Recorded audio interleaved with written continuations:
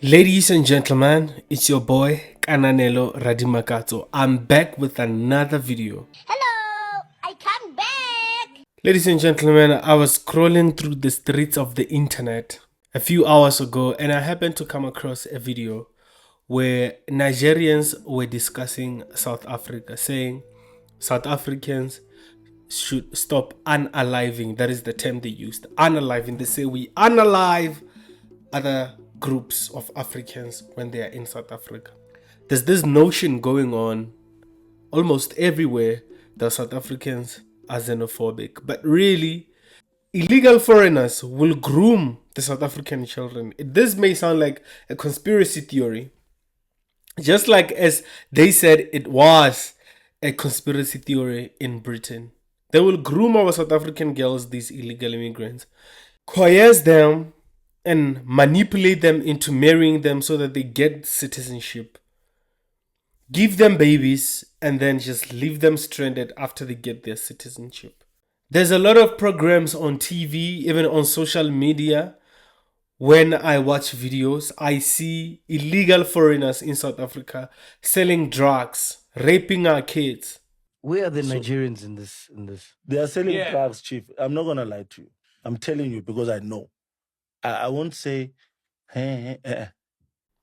Just being wild, doing as they please, fighting with our law enforcement. And it is not all migrants. We are addressing the issue of illegal migrants.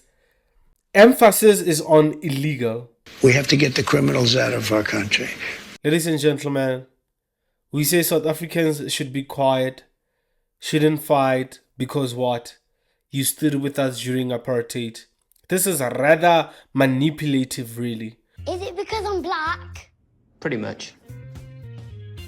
Because it sounds more to me like you say, if you helped me during apartheid, if you helped me back then, it doesn't matter the circumstances you come with right now. You say, I must help you regardless, even when you are the one in the wrong. How can it be that your first act of entering a country is breaking the laws of the country?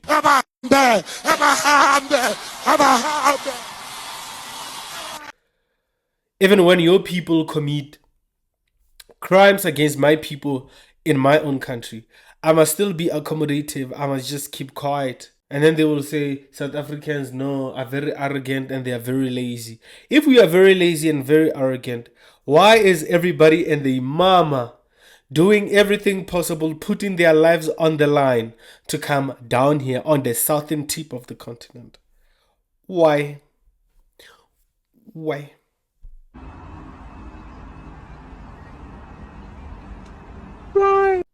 Listen to these people, ladies and gentlemen. This is a TikTok they made sometime. I don't know, but listen to this video.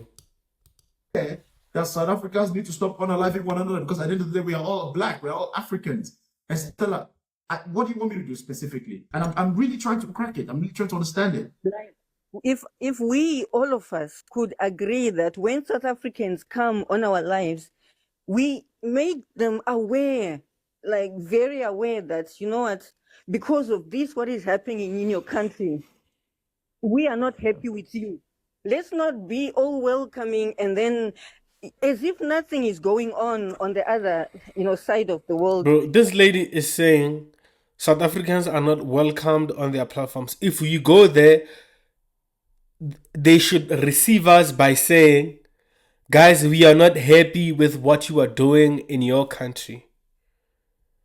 We are not welcome over there. The attitude is that these people are already having a negative attitude about South Africans, despite us acting out of a reaction. This is a reaction towards what illegal immigrants, especially our brothers and sisters who come from the continent, when they are here, they abuse our laws, they become criminal, they don't respect us, they don't respect our law enforcement. No,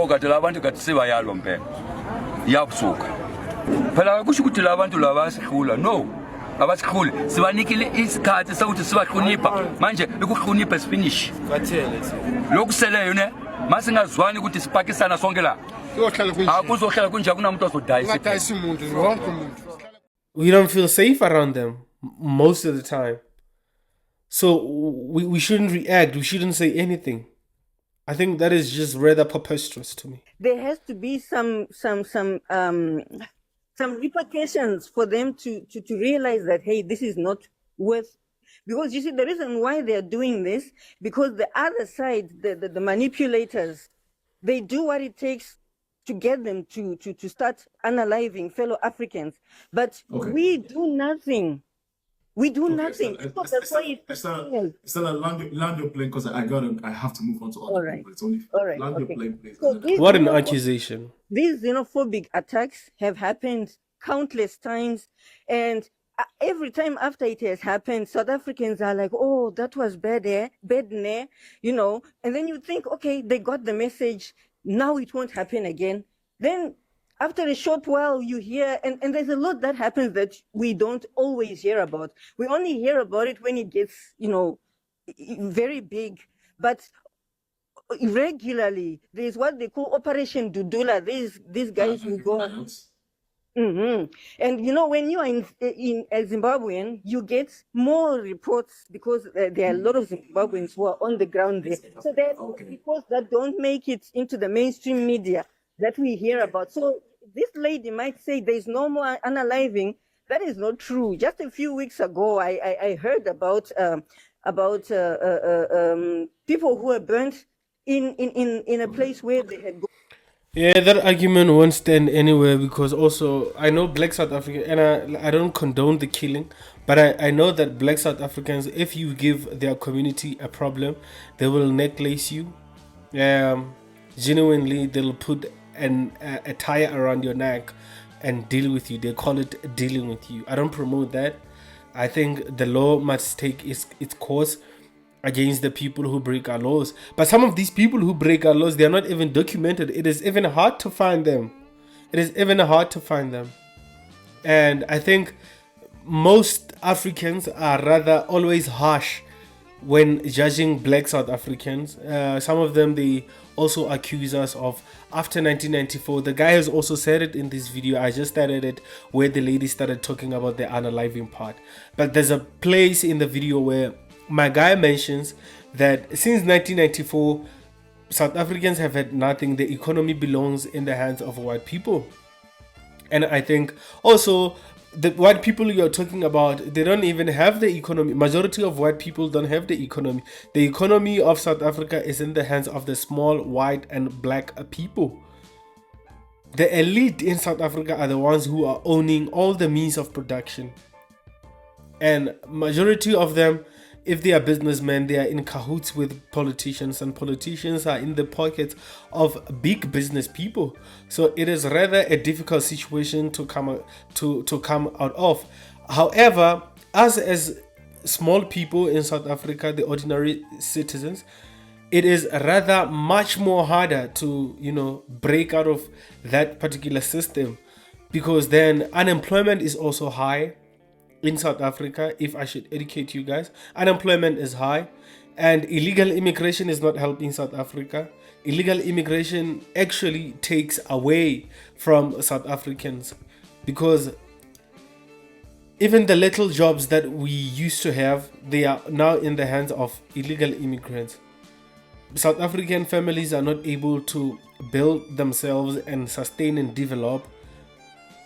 That's why we have a lot of broken black families in South Africa. Illegal immigration is not the problem, but it adds to our situation. And it is just sad for South Africans that, you know, majority of our African sisters and brothers want us to sit on the fence and, you know, just not say anything about anything, because poor South Africa, if we say anything, they'll remind us about during apartheid. You know, when you went to exile, we welcomed you, wara, we fought for you.